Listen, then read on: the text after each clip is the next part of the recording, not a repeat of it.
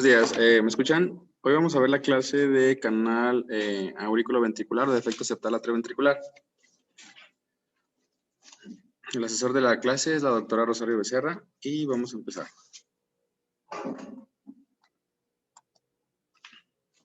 Bueno, como definición tenemos que el defecto septal atrioventricular es un grupo de defectos que tienen en común anormalidades en el septum atrioventricular, así como las válvulas auriculoventriculares. Esta cardiopatía ocupa del 4 al 5% de todas las cardiopatías congénitas y tiene una incidencia de 0.19 por cada 1000 recién nacidos vivos. Y el 18% de estas cardiopatías van a ser detectadas por ecocardiografía fetal. Tiene una incidencia ligeramente mayor en mujeres y sobre todo en mujeres de raza negra. Y del 40 al 45% de los pacientes con síndrome de Down que tienen esta cardiopatía, el 45% tienen defecto septal atrioventricular completo. Y el 50% de los pacientes con defecto septal atrioventricular tienen síndrome de Down. Está principalmente asociada el defecto AB completo en pacientes con síndrome de heterotaxia, sobre todo variedad asplenia. Y se ha asociado a varios síndromes genéticos, entre ellos los más comunes es el Holt-Oram, la asociación Bacter, el síndrome de Noonan, Charge y Ellis-Van Creveld, que tiene como característica el atrio común. Y los genes involucrados, los más comunes son el COL-A2, el COL6A2 y el GAT5.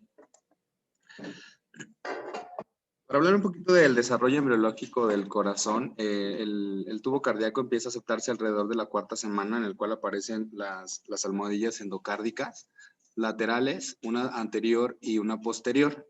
Estas van creciendo de manera concéntrica hasta fusionarse la almohadilla superior con la almohadilla inferior y formar el conducto auriculoventricular septan el conducto auriculoventricular en conducto auriculoventricular derecho y conducto auriculoventricular izquierdo.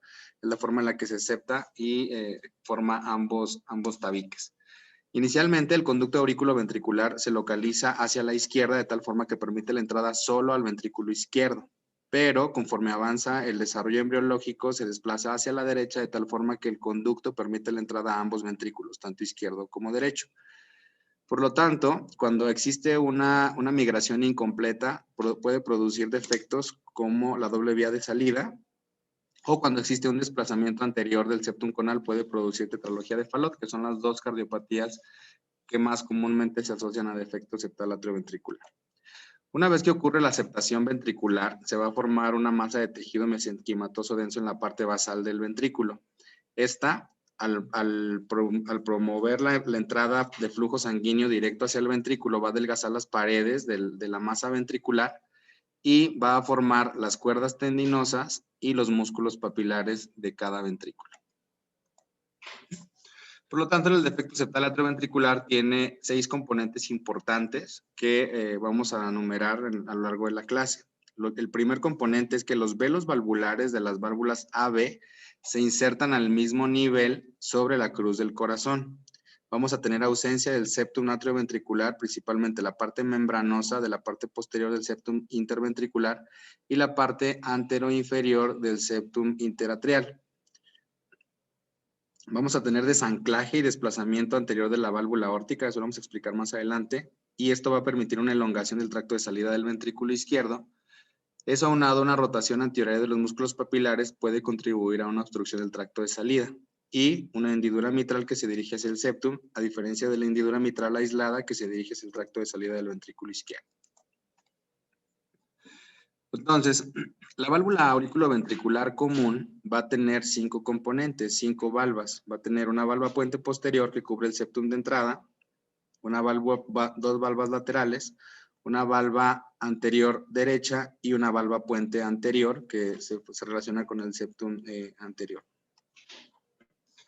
Entonces, en el canal auriculoventricular vamos a ver un defecto interatrial, un defecto interventricular y las valvas que se van a insertar en el mismo nivel sobre la cruz del corazón. Aquí tenemos una pieza patológica la cual se seccionó y en el cual podemos ver las cuerdas tendinosas de la válvula AB y los componentes de la válvula. Hay varios genes que se han asociado al defecto septal interatrial. El principal es el gen que codifica el factor de crecimiento vascular endotelial y el factor de crecimiento placentario. En el corazón normal, como vemos en la imagen del lado izquierdo, existe un desfase en la inserción de la válvula mitral y la válvula tricúspide. La válvula tricúspide se inserta a una manera más apical que la válvula mitral, por lo tanto las inserciones de estas válvulas no están al mismo nivel. Sin embargo, en el canal aurículo-ventricular, ambas valvas se insertan al mismo nivel sobre la cruz del corazón y estas pueden tener inserciones sobre el septum o estar libre, completamente libre sobre el septum o estar volando sobre el septum. La válvula aórtica normalmente se encuentra anclada en el anillo fibroso del corazón. Sin embargo, en el defecto septal atrioventricular, al haber un solo anillo valvular, como no ocurre en el corazón normal, existen dos anillos valvulares, ¿sí? Sin embargo, en el corazón, en el defecto septal atrioventricular existe un solo anillo y este permite que la válvula aórtica no se encuentre anclada sobre el anillo fibroso del corazón y esta se desplaza de manera anterior y superior. Por lo tanto, no hay una relación directa entre la válvula aórtica y la válvula mitral como existe en el corazón normal. En el corazón con canal aurículo-ventricular, al desplazarse la válvula anterior y superior, esto permite un desfase entre el tracto de entrada y salida del ventrículo izquierdo. Por lo tanto, la válvula aórtica se encuentra insertada por fuera. Al haber el desplazamiento anterior y superior de la válvula aórtica, esto permite que ambos tractos no estén al mismo nivel como ocurre en el corazón normal y produce una elongación del tracto de salida del ventrículo izquierdo que si hay una rotación, aunado a la rotación antihoraria de los músculos papilares, puede provocar obstrucción al tracto de salida. Esta es una pieza patológica cortada y vista desde el ventrículo izquierdo, en el cual podemos ver el tracto elongado y los músculos papilares y la valva puente anterior que se inserta sobre el septum interatrial, que corresponde a un tipo A de Rastelli. Los músculos papilares tienen una rotación antihoraria superior e inferior. Estos pueden tener malformaciones propias de los músculos que pueden estar fusionados, pueden estar hipoplásicos, pueden estar ausentes o puede ser un único músculo papilar. Igual en el canal auriculoventricular existe una conducción anormal del sistema, existe una anomalía en el sistema de conducción del corazón. Normalmente el sistema de conducción se encuentra sobre el triángulo de Koch en el corazón normal, pero en el canal auriculoventricular este pues puede discurrir sobre el borde superior del defecto septal atrioventricular, ¿sí? Entonces hay un desplazamiento en sentido posterior del nodo auriculoventricular y el haz de His discurre sobre el borde inferior del septo interventricular. La fisiopatología del canal AB es una cardiopatía congénita de flujo pulmonar aumentado acianógena y tiene el mismo comportamiento de una comunicación interatrial e interventricular juntas. Entonces vamos a tener un cortocircuito que es de izquierda a derecha, por lo tanto vamos a tener un salto oximétrico a nivel atrial, ¿sí? Y lo mismo a nivel ventricular, sin embargo, vamos a tener un hiperflujo pulmonar. Algo característico del canal auricular, del defecto septal atrioventricular, es que estos pacientes suelen desarrollar hipertensión arterial pulmonar en etapa temprana. Por lo tanto, pueden tener inversión de los cortocircuitos y desarrollar un síndrome de Eisenmenger en edades muy tempranas. Y el defecto septal atrioventricular lo vamos a clasificar en 4 variedades: el parcial, transicional, intermedio y completo. El parcial y el transicional van a tener una fisiología similar a una CIA y el intermedio y el completo a una fisiología de CIA y CIB. Entonces, el canal auriculoventricular parcial se compone de un anillo valvular, ¿sí? Que tiene 2 orificios valvulares, una comunicación interatrial tipo ostium primum y no va a haber defecto septal interventricular. El transicional tiene igual un solo anillo valvular, 2 orificios, y la hendidura mitral, que es común en todos.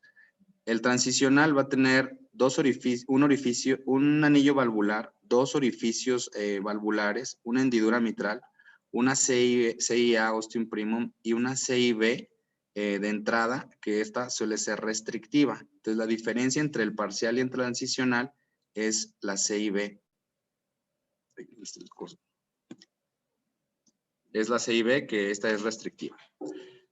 La diferencia entre el transicional y el intermedio es que la CIB, que es restrictiva en el transicional, el intermedio es una CIB grande de entrada. Entonces, tenemos en el intermedio un anillo valvular, dos orificios valvulares, una CIB de entrada y una CIB ostium primo. Y en el canal AB completo, a diferencia del intermedio, tenemos un anillo valvular, un solo orificio valvular, una CIB de entrada y una CIA ostium primo. Entonces, normalmente en el corazón normal nosotros tenemos dos orificios valvulares, dos anillos valvulares, mitral y tricuspidio, dos orificios valvulares. La mitral, la valva anterior de la mitral está completamente fusionada, a diferencia del canal AB, ¿sí? En el parcial tenemos un solo anillo valvular con dos orificios valvulares, en el transicional igual, y en el completo vamos a tener nosotros un solo anillo, un solo orificio y 5 valvas, que las vamos a caracterizar más adelante. Vamos a empezar a hablar del defecto septal atrioventricular parcial. Entonces, como ya dijimos, el defecto septal atrioventricular parcial tiene un anillo valvular, un anillo valvular y dos orificios valvulares izquierdo y derecho separados. Tiene una CIA ostium primum que es anterior e inferior al foramen oval, y la válvula auriculoventricular tiene inserciones al mismo nivel sobre la cruz del corazón, como ya explicamos anteriormente.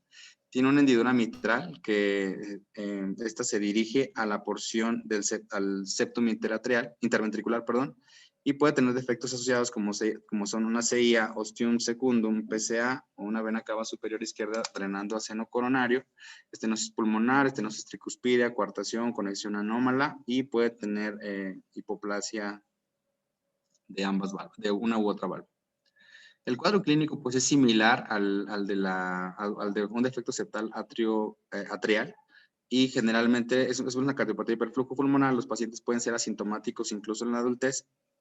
Y si hay una regurgitación importante, una regurgitación de moderada a severa a través de la válvula AB izquierda, esta va a dar un compromiso importante a nivel pulmonar, con anomalías y repercusión hemodinámica importante que puede traducirse en taquimnea y pobre ganancia ponderal.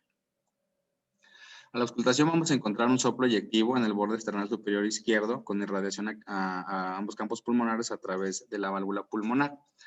Vamos a encontrar un segundo ruido desdoblado fijo y un soplo sistólico debido a regurgitación de la válvula AB izquierda, que también puede escucharse en el vértice del corazón.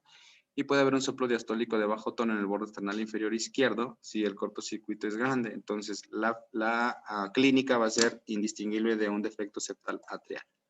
En la radiografía de tórax vamos a tener cardiomegalia de grado variable, y esta va a ser dependiente principalmente tanto del tamaño del defecto como de la regurgitación mitral. En el electrocardiograma vamos a encontrar un ritmo sinusal. Vamos a tener un bloqueo AB de primer grado en el 70% de los casos. El eje va a estar desviado hacia la izquierda. Es una característica importante de este defecto, el eje desviado a la extrema izquierda, que va a estar entre 0 y más 120. El PR puede estar prolongado en el 25% de los casos, y sobre todo en pacientes de mayor edad.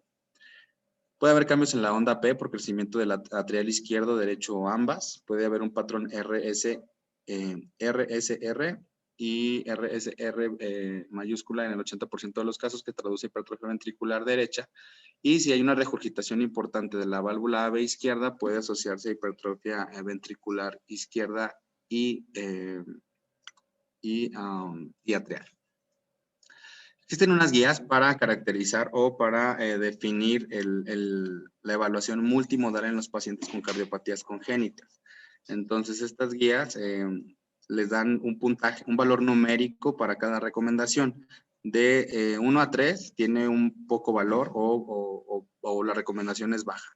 De 3 a 6, una recomendación intermedia, y de 7 a 9 es una recomendación alta. Entonces, para la evaluación multimodal en el paciente con defecto septal atrioventricular, el eco transtorácico es el gold estándar para la evaluación de rutina en todas las fases en el manejo del paciente con canal AB. Se puede utilizar el eco transesofágico, ¿sí?, la resonancia magnética y la tomografía, sobre todo para evaluar los pacientes que tienen un deterioro clínico o deterioro de la clase funcional, para evaluar la planeación quirúrgica o para evaluar los cambios clínicos en los pacientes ya corregidos. Entonces, el eco transtorácico es el gold estándar para el manejo y para el diagnóstico y seguimiento del paciente con canal AB.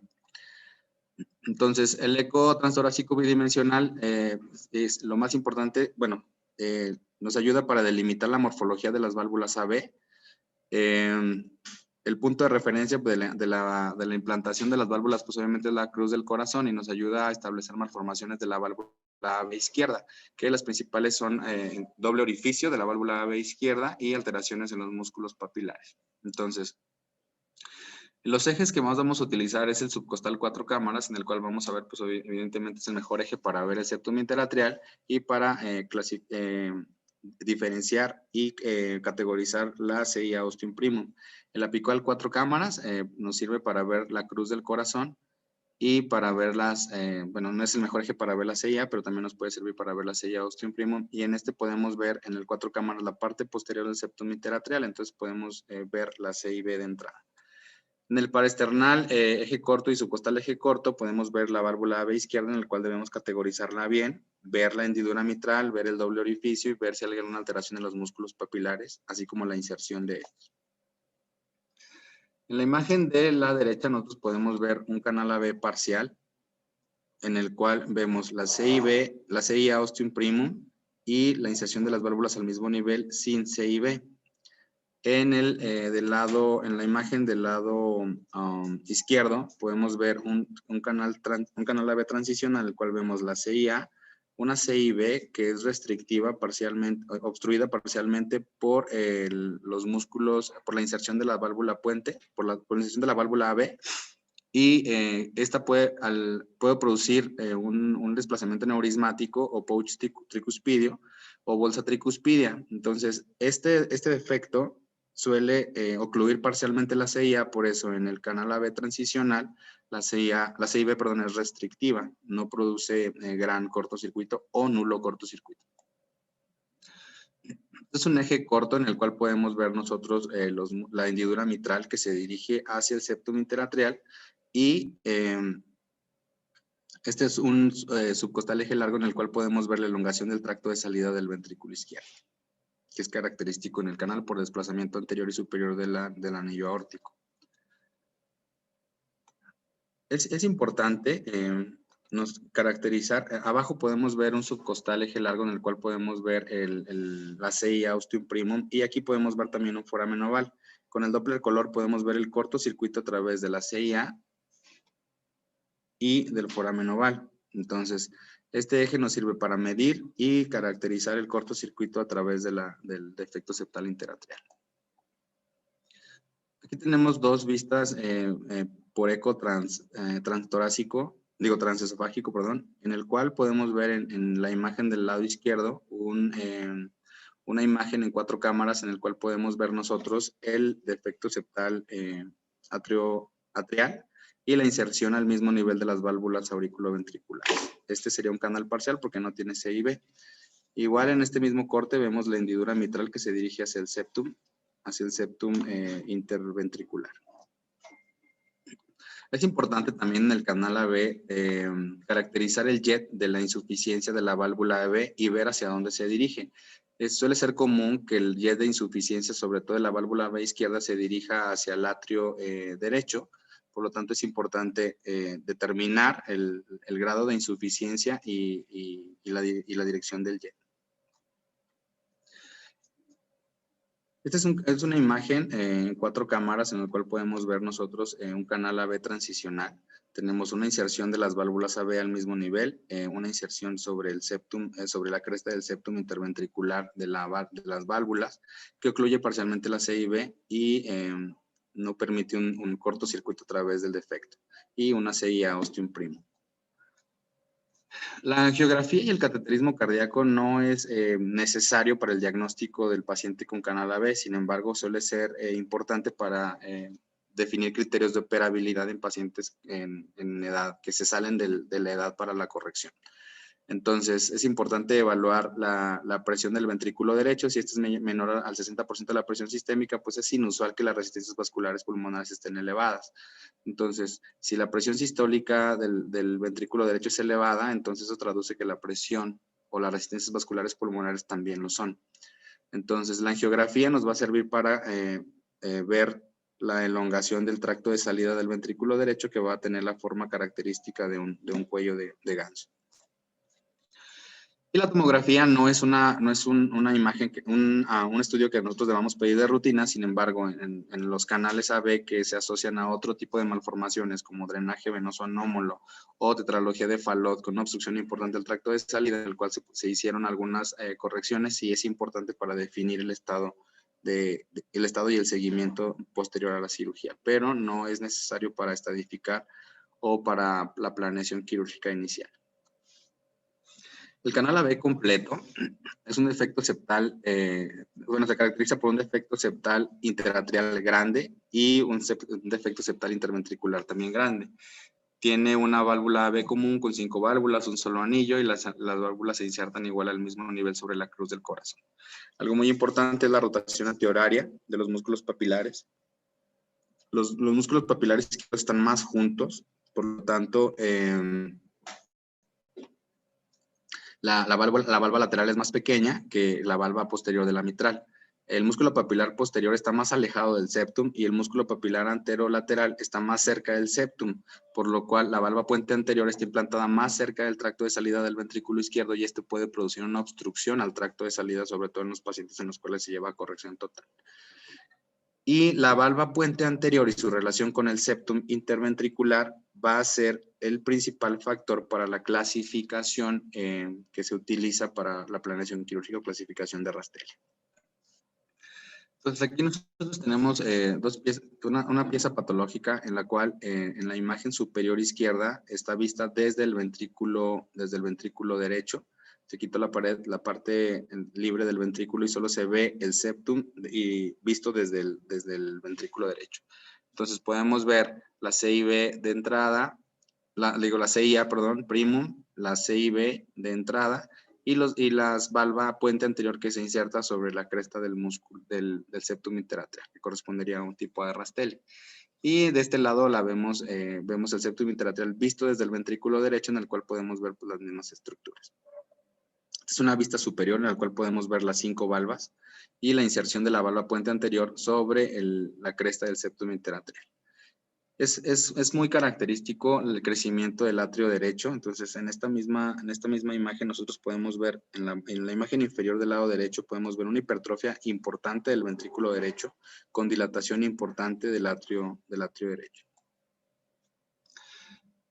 Giancarlo Rastelli clasificó el canal AB de manera morfológica en los años 60 y en el 67 publicó la clasificación del canal AB con base en la inserción de la valva puente anterior. Y en el 68 publicó su experiencia quirúrgica de la reparación del canal AB en 38 pacientes en la clínica Mayo. Con la clasificación de Rastelli estableciendo los tipos A, B y C, él logró definir qué pacientes podían ir a corrección biventricular o univentricular, y eso logró disminuir la mortalidad en un 20% en los pacientes con canal AB. La clasificación de Rastelli la clasifica en 3 tipos, A, B y C, dependiendo de la inserción de la valva puente anterior sobre la cresta del septum interatrial. Entonces, sobre el septum interatrial o algunas características del ventrículo derecho. Entonces, el tipo A, la valva puente anterior se inserta sobre la cresta del septum interatrial. Entonces, es la más común, se asocia a un 50-70% con el síndrome de Down y forma una comisura con la válvula AB derecha. Por debajo de esa inserción puede haber múltiples músculos papilares que pueden ocluir parcialmente la CIA o dejarla un defecto pequeño o producir cierta restricción. Entonces, este es el tipo más común en el cual se insertan sobre la cresta. El tipo B es el menos común, es el que ocupa el 3%. Perdón, Adrián. Sí, doctora. Dijiste que existen múltiples músculos papilares que se insertan y cierran la CIB. Son cuerdas tendinosas de la valva que se insertan y son las que cierran habitualmente la CIB. Cierto, cuerdas tendinosas, perdón, doctora. En el tipo B de Rastelli, la valva puente anterior se inserta sobre el músculo papilar del ventrículo derecho, directamente sobre la banda moderadora. Entonces es una característica importante del tipo B. Es el menos común, es el 3%, y las cuerdas tendinosas generalmente pues también pueden producir cierto cierre de cierta restricción en la CIB. Y el tipo C, en el cual la valva puente anterior no se inserta sobre el septum, esta se inserta directamente sobre la pared libre del ventrículo derecho. Por lo tanto, la valva puente anterior se encuentra flotando sobre el septum interatrial y deja un defecto interventricular amplio, no restrictivo.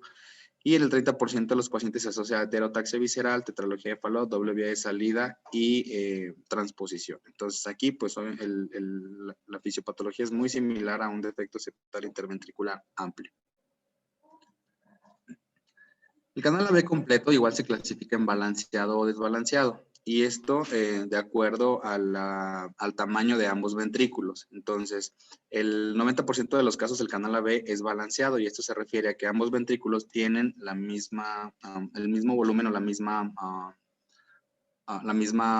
tamaño. Entonces, la unión de la válvula AB es compartida por ambos ventrículos de manera equivalente. Entonces, la válvula AB se encuentra sobre la cruz del corazón y comparte ambos ventrículos de manera similar. Entonces, tenemos una vía de entrada común, pero el atrio derecho desfoga sobre el ventrículo derecho y el atrio izquierdo sobre el ventrículo izquierdo.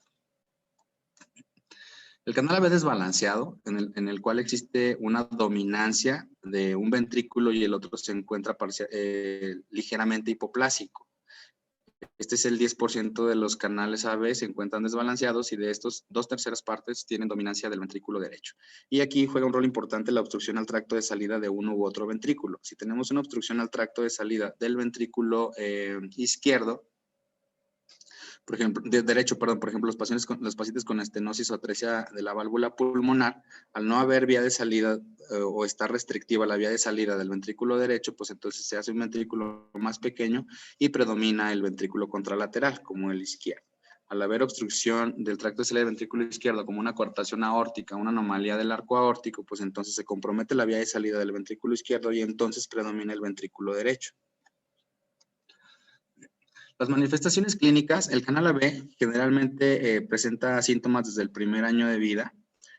Hay taquipnea, falla de medro, y hay pues, de secundaria el hiperflujo pulmonar.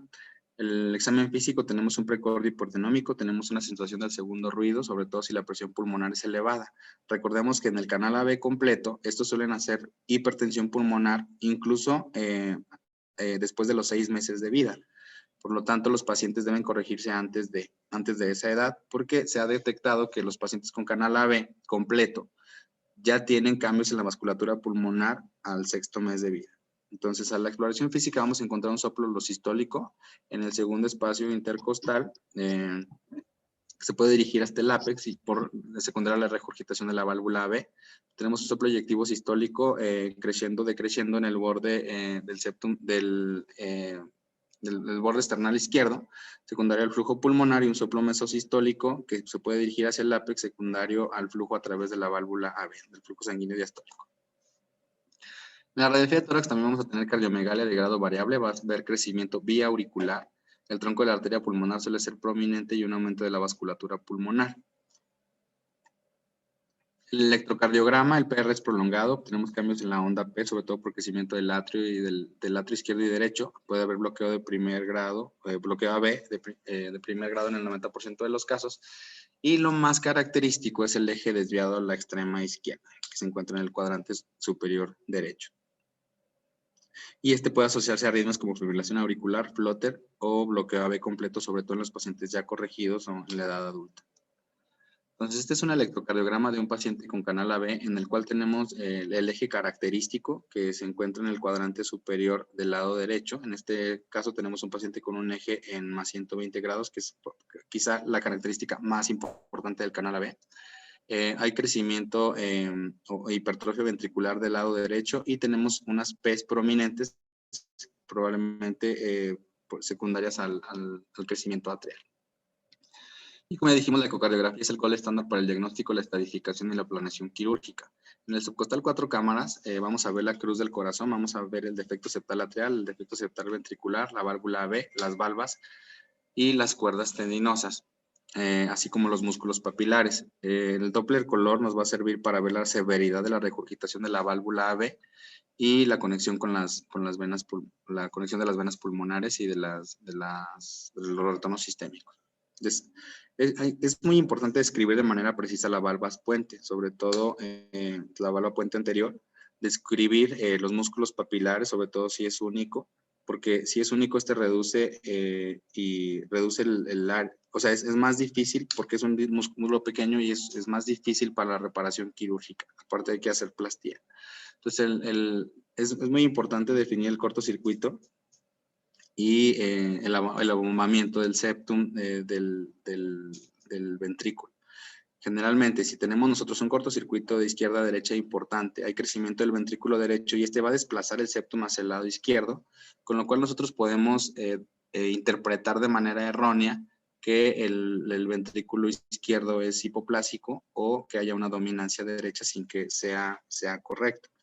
Y puede haber una persistencia del conducto arterioso hasta en el 44% de los pacientes. Aquí tenemos nosotros un eje subcostal en el cual a nivel del septum interatrial podemos ver el defecto septal interatrial y en la imagen de la parte inferior podemos ver con Doppler color el cortocircuito de izquierda a derecha del defecto. Entonces, en la vista subcostal nosotros vamos a ver más o menos a las 3 en la oblicuo anterior izquierda, la CIA, para clasificar el tamaño y el grado y la dirección del cortocircuito. En el subcostal eje corto vamos a ver la elongación del tracto de salida o el cuello de ganso. En el mismo eje, entre las 4 y las 5, vamos a ver la vista de la válvula B o el face view para evaluar el balance de la válvula. Y en el subcostal eje corto, más o menos a las 6, la anatomía de las valvas, el tamaño de la valva mural y de los músculos papilares. Entonces, este es una vista subcostal en el cual nosotros podemos ver la CIA y el grado de cortocircuito a través del defecto con Doppler color.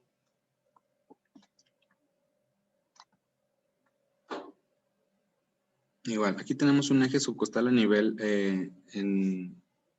con el transductor a nivel subcostal dirigido hacia la cresta ilíaca, en el cual vamos a ver la desembocadura de la vena cava superior y el defecto septal interatrial ostium primo, ¿sí? Igual este es un eje subcostal en el cual podemos ver la elongación del tracto de salida del ventrículo izquierdo, que forma la imagen característica de cuello de cisne. Esta es una imagen a nivel de la válvula AB, en el cual podemos ver caracterizar la válvula AB, es una vista de face view, en el cual podemos ver las características del lado izquierdo de la válvula para calcular el índice de la válvula AB modificado. En el apical 4 cámaras vamos a ver la relación de la válvula AB común con los defectos septales. Vamos a hacer un barrido de anterior a posterior para visualizar el defecto septal y la unión de las cuerdas tendinosas con el septum interventricular.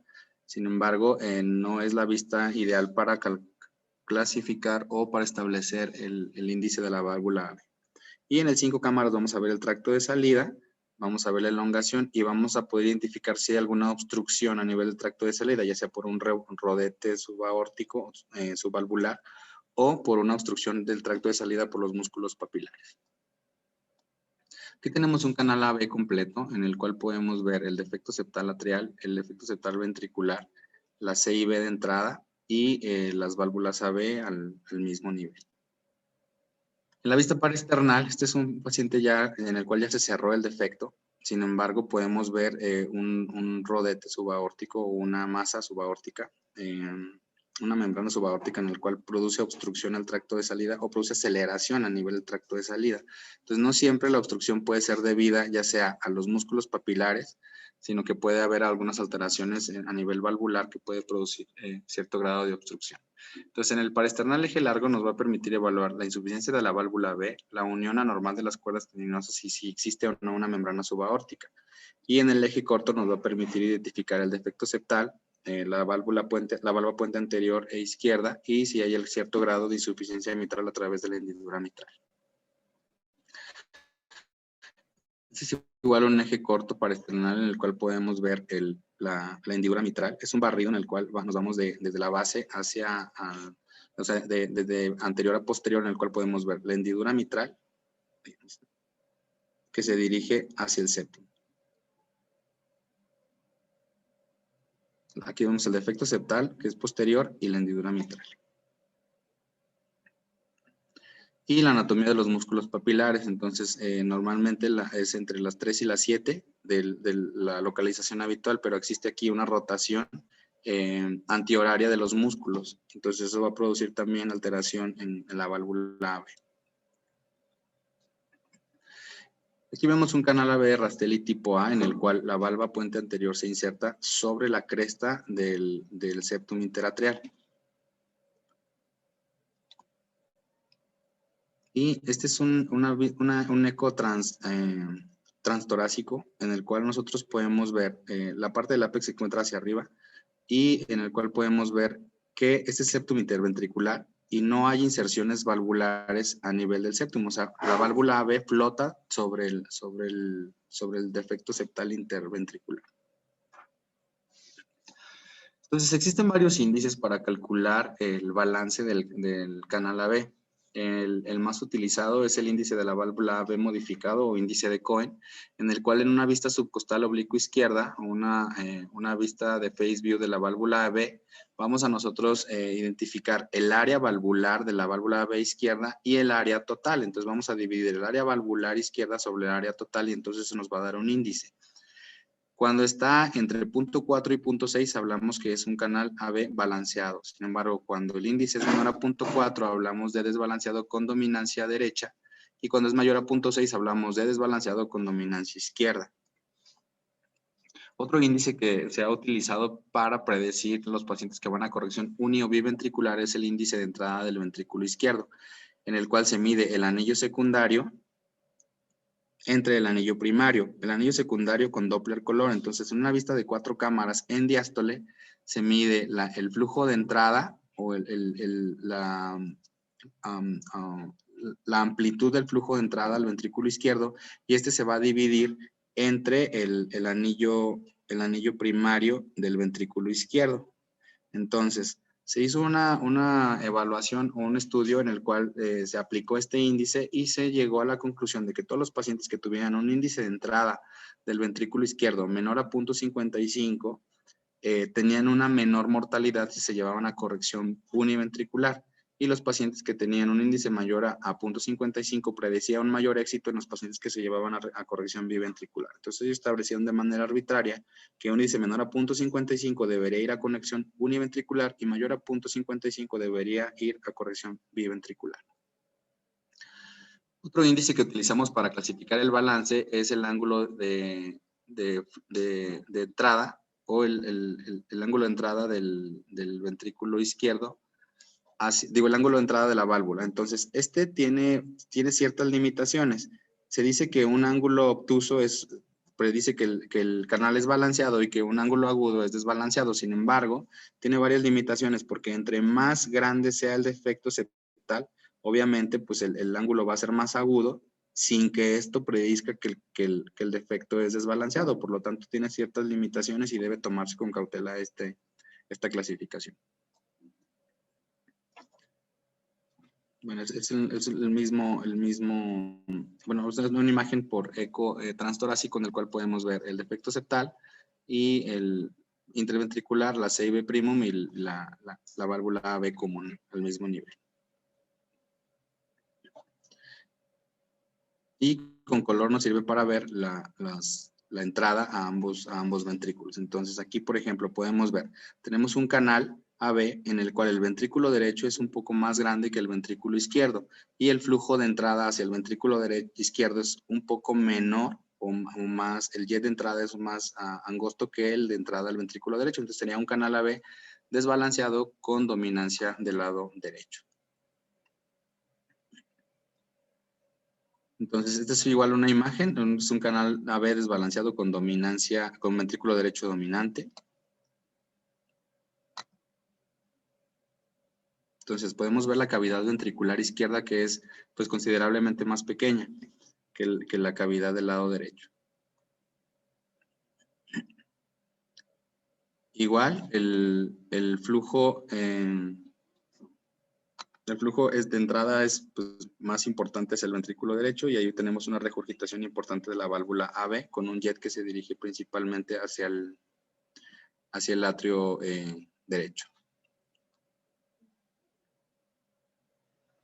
Y esta sería una imagen por eco en el cual podemos ver un ventrículo derecho un poco más pequeño con un ventrículo izquierdo dominante. Entonces tenemos dominancia izquierda en este caso.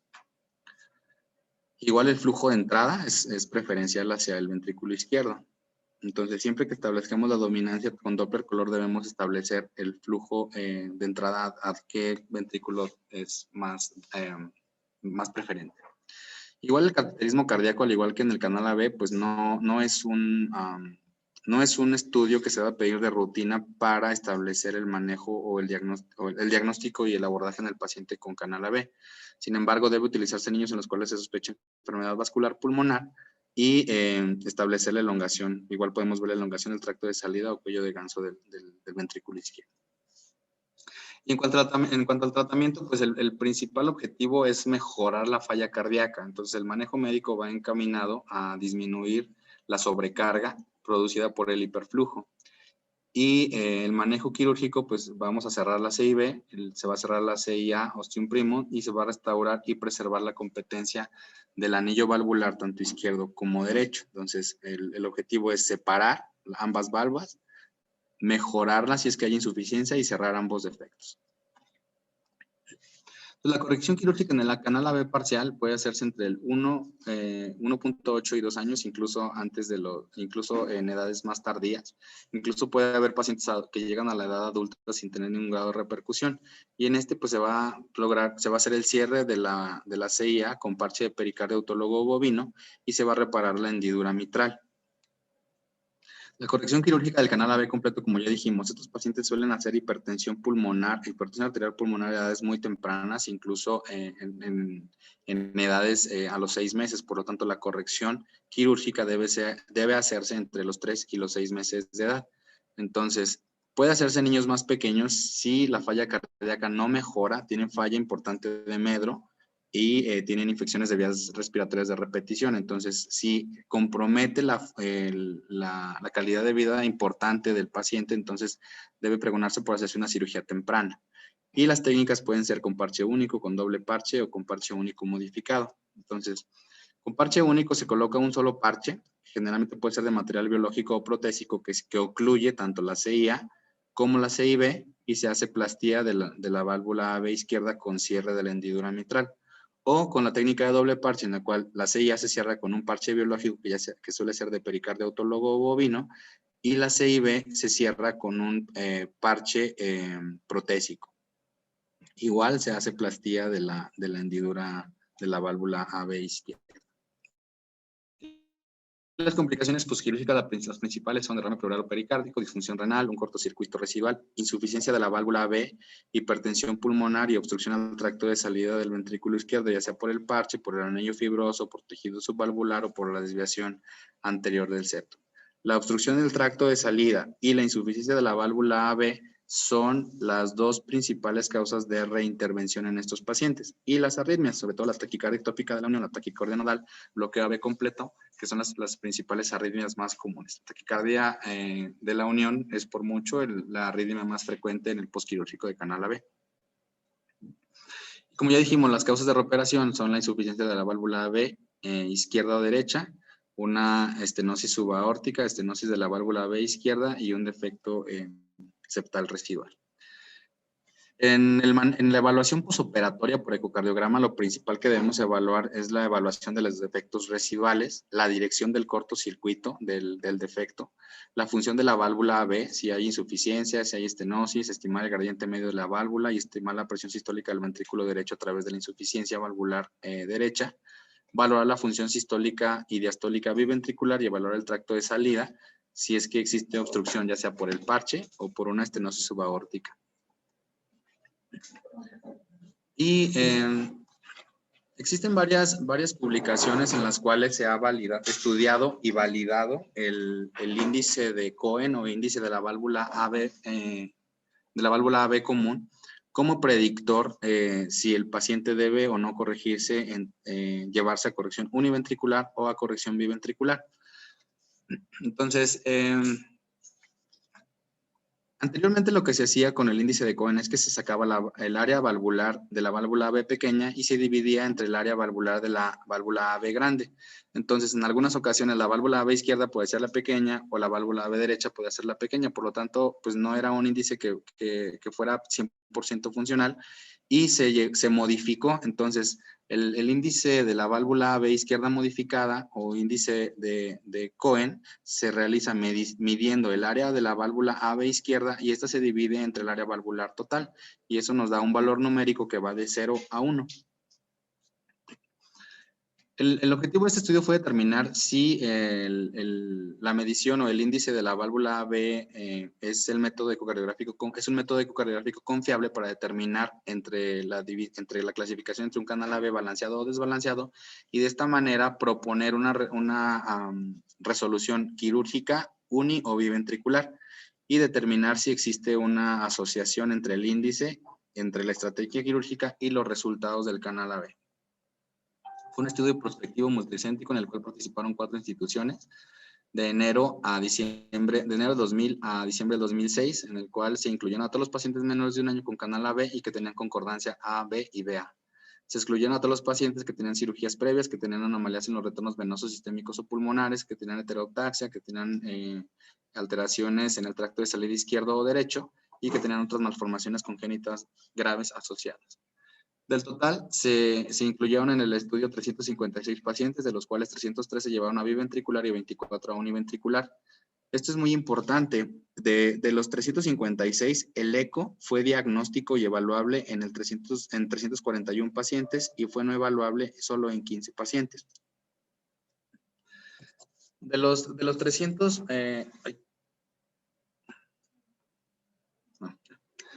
De los 305 pacientes que se llevaron a corrección, se evaluó la válvula AB izquierda como discriminador del canal AB y su relación con el tipo de cirugía que se iba a realizar. Entonces, lo que se hizo fue medir el área valvular y medir el área valvular izquierda y dividirlo entre el área valvular total. De esta forma, se determinó cuando el área valvular, cuando el índice de Cohen era mayor a 0.6, se identificó que era dominancia izquierda y cuando el índice era menor a 0.4, se identificó que era dominancia derecha. Entonces,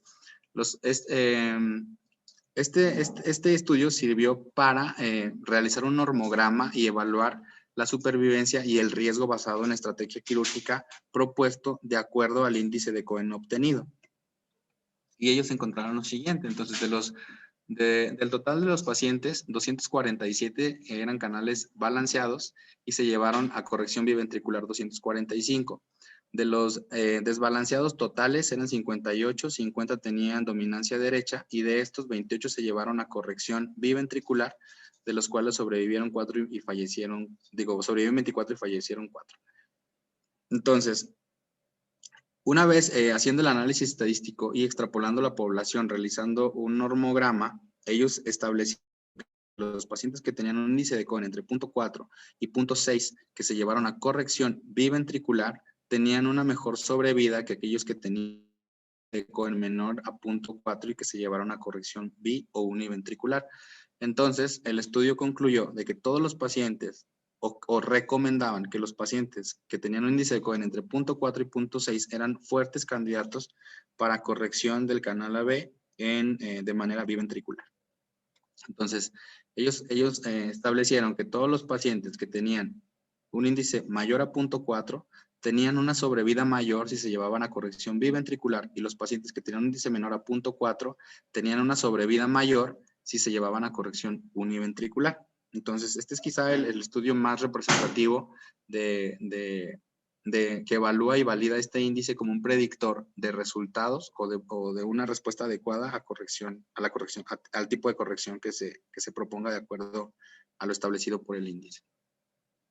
Entonces, ellos concluyen que el índice de la válvula AB izquierda caracteriza efectivamente la transición entre el canal AB balanceado y desbalanceado, y lo correlaciona importantemente con la estrategia quirúrgica seleccionada y con los resultados a largo plazo en la estrategia que se plantea. Otro de los índices que vimos inicialmente es el índice de flujo de entrada al ventrículo izquierdo, y también se ha evaluado el flujo de entrada en los pacientes con con canal AB desbalanceado con dominancia derecha.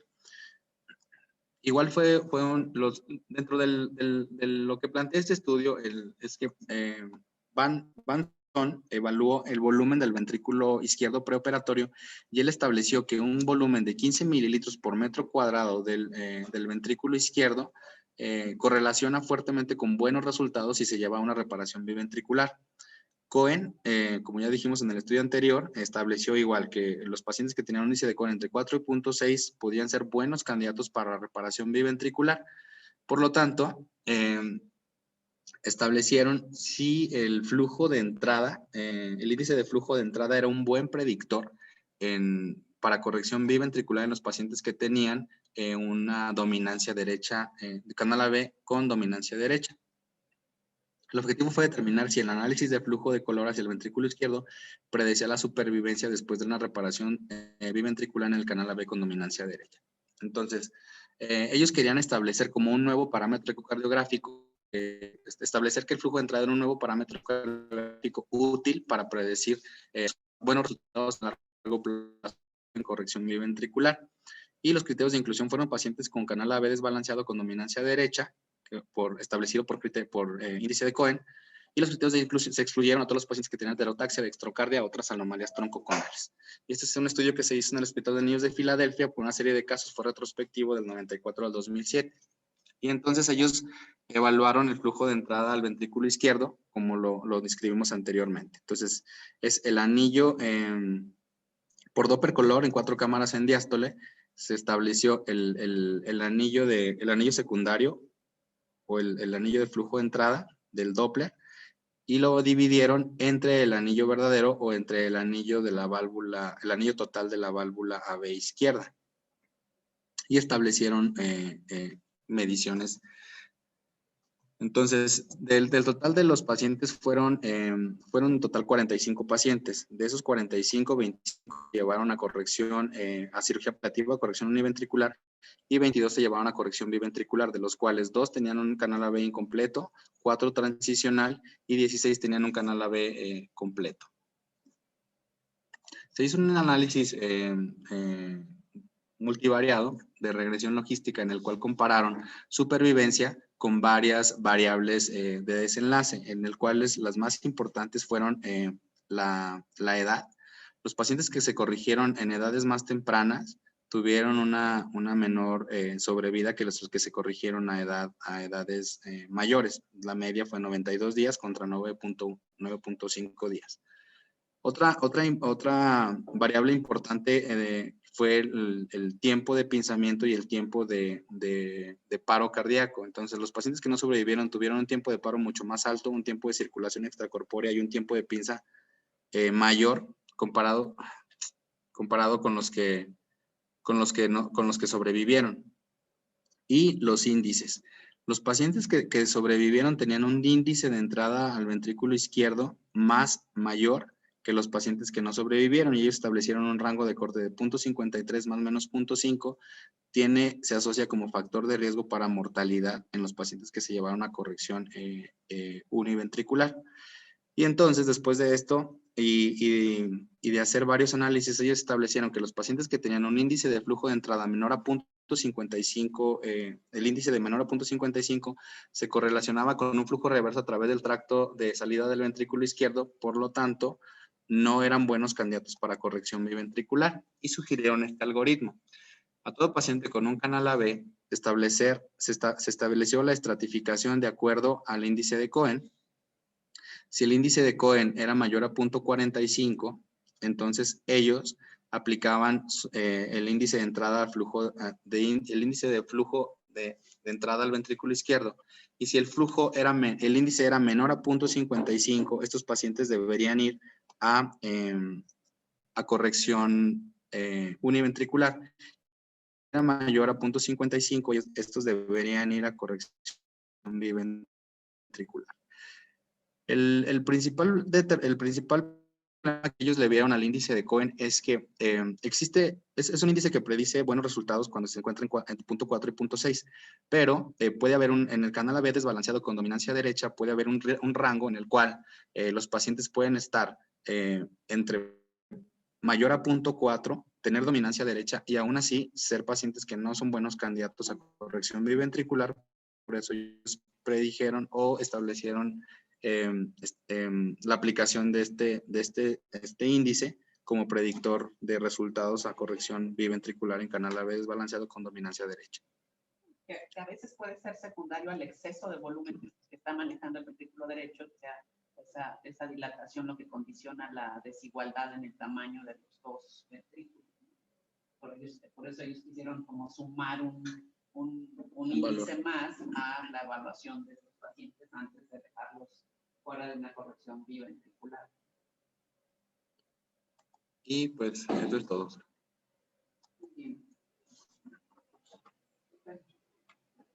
Abarcaste todos los puntos.